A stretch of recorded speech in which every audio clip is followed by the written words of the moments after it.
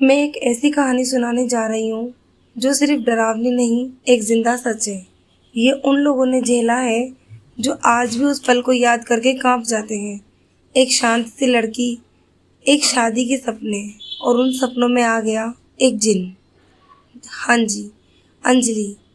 एक सिंपल, शरीफ, पढ़ी लिखी लड़की, मिडिल क्लास घर, लेकिन संस्कारों में कोई कमी नहीं। माँ बाप ने बड़े प्यार से पाला। बड़े भाई था जो हमेशा उसके साथ था, और अभी कुछ महीने ही पहले उसकी शादी फिक्स हुई थी नकुल से। एक अच्छे घर का लड़का, पढ़ा लिखा, ईमानदार, और उसका अपना खुद का बिजनेस। जैसे ही उसकी शादी फिक्स हुई, आम घरों की जैसे घर में शादी की तैयारियां पूरे जोश पे। सब हल्दी, मेहंदी, कपड़े, ज्वेलरी, रस्में, ये सब करते करते बस शादी के दिन नज़दीक आते जा रहे थे। हर कोने में ढोलक की आवाज़, रिश्तेदारों का आना, सब कुछ हो रहा था। माँ बाप तो इतने खुश थे कि जैसे उनकी दुआओं का फल मिल गया। और फिर आई मेहंदी की रात। अंजलि ने पहले ही एक स्टूडियो पे मेहंदी लगवाने का प्लान बना रखा था, पर जैसे ही हल्दी लग गई, उसके घर में सब कहने लगे, अरे जब हल्दी लग जाती है दुल्हन के तो वो घर से बाहर नहीं निकलती, उसका शगुन बिगड़ता है। लेकिन अंजलि कहाँ मानने वाली थी। वो तो माँ से जिद कर बैठी, मम्मा बस मुझे घूमने जाने दो, 2 घंटे में वापस आ जाऊंगी, और मैं कोई घूमने नहीं जा रही हूँ, मैं तो मेहंदी लगाने जा रही हूँ। भाई ने बोला कि मैं भी ले जाऊंगा। कोई बात नहीं मम्मा, जाए आने दो। अंजलि अपने बड़े भाई के साथ निकल गई। सब रिश्तेदारों ने बहुत मना किया, लेकिन कहाँ मानने वाली थी अंजलि। उसके तो शादी के सपने जैसे पूरे होने के कगार पे थे नकुल को पाकर। अब रात में ट्रैफिक बहुत था। भैया ने सोचा शॉर्टकट ले लेते हैं, एक पुराना रास्ता जो जंगल के बीच से जाता है। हालांकि वो उस तरफ से कभी भी नहीं जाते थे, क्योंकि वो बहुत सुनसान सा और जंगल के अंदर से जाना था। लेकिन अब शाम हो चली थी, 5:30 से 6 का टाइम होता हुआ आ गया था, और इन दोनों भाई बहनों को 8 बजे तक वापस भी आना। जब वो लोग जंगल के अंदर घुसे, हवा में एक अजीब सी, पुराने कपड़ों की जैसे या फिर किसी सड़े हुए मांस की जैसी स्मेल सी थी, और बहुत ठंडक थी। अब इन दोनों को अजीब तो लग रहा था, लेकिन अब ये आ गए थे अपने बीच तक। मतलब 10 में से इन्होंने 5 मिनट का रास्ता ये सब फील करते करते क्रॉस कर लिया था। लेकिन इन दोनों के मन में एक ही बात थी कि जल्दी से स्टूडियो तक पहुंच जाए, बस मेहंदी लग जाए जल्दी से। लेकिन अब धीरे धीरे पीछे पीछे शाम ढल भी रही थी, और 7:30 बजे का वक्त था। हवा में एक अजीब सी ठंडक और अजीब सी बेचैनी का बोझ जैसे बढ़ता जा रहा था। जंगल के बीच में एक पीपल का पुराना सा पेड़ था, और उसी के पास पास अंजलि ने देखा एक धुआं जैसा, एक साए जैसा। अब इसको कुछ समझ तो नहीं आ रहा था, लेकिन उसको देखते देखते बाइक आगे निकल गई और उसको पलट के देखे जा रही है। कुछ ऐसा हो रहा था, किसी ने देखा होता तो कहता कि आंखों का धोखा है, लेकिन अंजलि ने उसको महसूस भी किया। अंजलि को लगा कि जैसे धुएं में से 2 आंखें उसे देख रही हैं। अब उसने भैया को बोला, भैया प्लीज चलो जल्दी से यहाँ से, मुझे अजीब लग रहा है, ये जंगल मुझे देख रहा है। भैया ने बोला कि बेटा ऐसा कुछ भी नहीं है, चल स्टूडियो चल रहे हैं ना, जल्दी से चल के मेहंदी लगवा लें। कुछ ही देर में दोनों भाई बहनों ने जंगल पार किया और स्टूडियो पहुंच करके फटाफट अंजलि ने मेहंदी लगवाई। जैसे ही मेहंदी सूखी, अंजलि ने बोला कि चलो भैया चलते हैं, नहीं तो लेट हो जाएंगे, और मम्मी पापा और बाकी सब भी हमें ही डांटे। आते वक्त भाई ने फिर से वहीं शॉर्टकट लेने की बात की, पर अंजलि ने रोका, भैया प्लीज़ उस रास्ते से मत लो ना, मुझे अच्छा नहीं लगा था। लेकिन भैया ने बोला कि ज़्यादा टाइम नहीं लगेगा और हम जल्दी पहुंच जाएंगे, पहले ही हमें बहुत टाइम लग चुका है मेहंदी लगवाने में और सुखाने में। थोड़ा आगे पहुंच करके जब वो जंगल वाले रास्ते तक पहुंचे, तब अंजलि ने फिर से मना किया कि नहीं भैया इस तरफ से मत चलो। तभी उसने ऊपर करके नजरें देखा, पीपल के पेड़ के पास वही साया फिर से था, और इस बार बहुत करीब था, और उसे बस लगातार देखे जा रहा था। डर के मारे अंजलि चिल्लाई नहीं, पर उसकी रूह जैसे उसी वक्त उस साए से चिपक गई। भाई ने आखिरकार मना लिया और दोनों ट्रैफिक वाले लंबे रास्ते से चले गए। लेकिन अब हर गली, हर मोड़ और हर चौराहे पे अंजलि को वही साया नजर आ रहा है और वो लगातार उसे देखे जा रहा है। जैसे तैसे वो डर से कांपती हुई घर पहुंची, पर घर पहुंचकर उसने किसी को कुछ नहीं बताया। सीधा जाके अपनी दादी के पास बैठ गई। दादी ने हाथ पकड़ के प्यार से बोला, बेटा कुछ हुआ है? तेरा चेहरा क्यों उतरा हुआ है? अंजलि ने बस दादी के कंधे पे सर लगाकर आंखों से आंसू गिरा दिए। दादी ने उसके सर पे हाथ रखा और प्यार से बोला। तब जाकर के अंजलि को थोड़ा सुकून मिला, लेकिन ये सुकून बस चंद घंटों का था। अंजलि अपने रूम में गई और मेहंदी लग चुकी थी, पर उसे मेहंदी में एक अजीब सी बदबू आ रही थी। वो मेहंदी वाली खुशबू जैसे थी ही नहीं उसके हाथों से, जैसे किसी की सड़ी हुई मिट्टी और खून की सी बदबू थी। लेकिन उसने इस चीज को भी इग्नोर कर दिया कि ये शायद सिर्फ स्ट्रेस की वजह से होगा।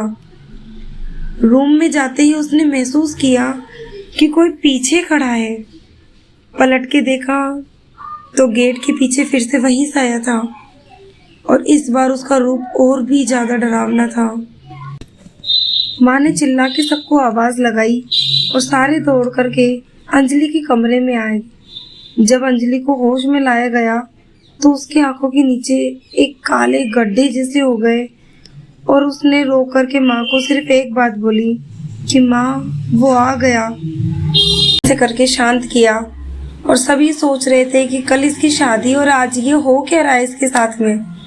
रिश्तेदारों में खुसर फुसर होने लग गई कि गई थी मेहंदी लगवाने, हो सकता है कुछ अलाए बलाए साथ में लेकर के आ गई हो। सारे फिर भी थोड़े चिल थे कि ठीक है चलो अब ये होश में आई है, थोड़ा शांत थे, कोई बात नहीं कल का कल देखते हैं। लेकिन जैसे ही रात को 12 बजे अंजलि खुद से बातें कर रही थी एक कोने में बैठ करके। पहले हंसी, फिर रोई, और फिर अपने ही नाखूनों से अपने ही दोनों हाथों को खुरच खुरच के, नाखूनों से जैसे स्क्रैचेस आने के बाद में खून आ जाते हैं, बस इस तरीके के उसने अपने हाथ कर लिए। दोनों नाखूनों से अपने ही हाथों को खुरच लिया, अपने पैरों को, गालों को, और अपने घुटनों के बल चलते हुए किचन तक गई। ये सब देख करके आधे रिश्तेदारों को तो डर के मारे ही परेशान हो गए और जाने लग गए कि नहीं ये सिर्फ स्ट्रेस नहीं है शादी का, ये तो कुछ और ही है। सब्जी, चावल, रोटी सब कुछ उसने किचन में जैसे गिरा दिया और जमीन पर बैठ करके जानवरों के जैसे चाटने लग गई। उंगलियों के बीच से ब्लड उसके मुंह में डाल रही है, रोटी डाल रही है, क्या कर रही है कुछ समझ नहीं आ रहा। जो लोगों को जाना था वो चले गए, लेकिन जिन लोगों को ऐसा लगा कि नहीं ये परेशानी कुछ और है, वो लोग भाग करके गए। और दादी ने बोला कि गंगा जल लेकर के आओ। कोई एक उनमें से गंगा जल लेकर के आया और अंजलि के ऊपर डाला। अंजलि ने जैसे बहुत जोर से चीख मारी और फिर वो बेहोश सी होने लग गई। उंगलियां उसने ऐसे मरोड़ ली कि जैसे हड्डियां भी चट चट कर रही है, और उनकी आवाज भी गूंज रही थी कि ये अंदर से टूटती जा रही है। तभी उनमें से किसी एक ने मंदिर का दिया जलाया। पता नहीं उसे क्या सूझी, उसने उसी पंडित को कॉल कर दिया जो इनकी शादी कराने वाला था कि अंजलि के साथ में ये सब कुछ हो रहा है, क्योंकि वो मेहंदी लगवाने गई थी बाहर।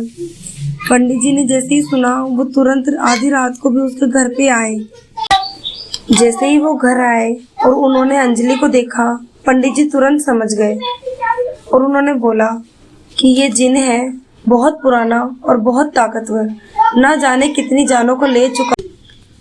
उन्होंने तुरंत घर के चारों तरफ हल्दी और कुमकुम का एक रक्षा कवच बनाया और बोले, इसके हाथ पैर कस के पकड़ लो, नहीं तो ये 5-7 घंटे में इस लड़की को अपने साथ ले जाएगा। माँ तो जैसे रो पड़ी, मेरी बेटी को बचा लीजिए पंडित जी, ये इसके साथ क्या हो रहा है। पंडित जी ने बोला कि मैं कुछ सामान मंगा रहा हूँ, वो लेकर के आओ तुरंत। नारियल, पताशे, लौंग और भी कुछ चीजें उन्होंने बोली, सब उनको ला करके दी गई। उन्होंने उतारा शुरू किया, लेकिन उस उतारे की वजह से जिन सिर्फ शांत हुआ था, गया नहीं था। पंडित जी बोले, ये ऐसे नहीं जाएगा, अब इसे मेहंदीपुर बालाजी ही ले जाना पड़ेगा। और याद रखिए, ये साथ नहीं चलेगा, बाहर ही रहेगा। उन्होंने एक मंत्र उच्चारित कलावा जो वो अपने घर से साथ में लेकर के आए थे, बड़ी मुश्किल से अंजलि के गले में बांधा। अंजलि का जैसे सर घूमने लग गया। पंडित जी ने जोर से बोला, पकड़ो इसकी गर्दन, अभी कुछ भी हो सकता है। सभी रिश्तेदारों ने उसे कस के पकड़ा। अंजलि को गाड़ी में बड़ी मुश्किल से बिठाया गया, पर अंजलि के साथ में बैठते ही पंडित जी ने 3 चीजें जरूर बोली कि इसके साथ में जो भी बैठ रहा है वो अपने साथ गंगा जल लेकर के बैठे, जो इसके ऊपर छिड़कता रहेगा, जिससे ये जिन थोड़ा शांत रहेगा। एक हनुमान जी का पाठ बिल्कुल भी रुकना नहीं चाहिए। जो अभी गाड़ी में बैठते ही शुरू करेगा वो मेहंदीपुर बालाजी बैठने तक कोई ना कोई उस पाठ को पढ़ता रहेगा। और हर चौराहे और हर गली के मोड़ पर पताशे गिराते रहने पड़ेंगे, क्योंकि ये बस चौराहे और गली से ही इसके साथ में आया है। ये सब करते करते वो लोग मेहंदीपुर बालाजी पहुंच गए। वहाँ के पंडित जी ने कहा कि इसे 21 महीने तक हाजिरी लगानी पड़ेगी, तभी इसे मुक्ति मिलेगी। अंजलि उतारा करवा करके जैसे वापस घर आई, लेकिन पूरी तरीके से वो अभी भी नॉर्मल नहीं थी। अभी भी उसे बहुत महसूस होता था कि उसके साथ कोई है, उसके आसपास कोई है, कोई उसके कानों में फूंक मार रहा है, कोई उसके बाल खींच रहा है। लेकिन अब जैसे ही उसने एक रोज के नियम के हिसाब से हनुमान चालीसा का पाठ करना शुरू किया, वो जिन अब धीरे धीरे बहुत कमजोर पड़ने लग गया। 21 महीने तक हर महीने अंजलि बालाजी गई, लेकिन अब उसने मेहंदी कभी भी नहीं लगाई। वो रास्ता जहाँ पे पीपल का पेड़ था, उस रास्ते की तरफ कभी देखा भी नहीं। इन सब के बीच में जब अंजलि को पता चला कि उसकी शादी पोस्टपोन हो गई है और नकुल अभी भी उसी का इंतजार कर रहा है शादी करने के लिए, तो उसका दिल भर आया। नकुल ने उसी से शादी की, लेकिन बिना मेहंदी के, पर एक नई जिंदगी के साथ में। ये कहानी थी एक दुल्हन और एक जिन की। बस याद रखना, हर शॉर्टकट का रास्ता आसान नहीं होता। कुछ रास्ते पीपल के पेड़ से गुजरते हैं और कुछ रास्ते जिन के साथ खत्म हो जाते हैं।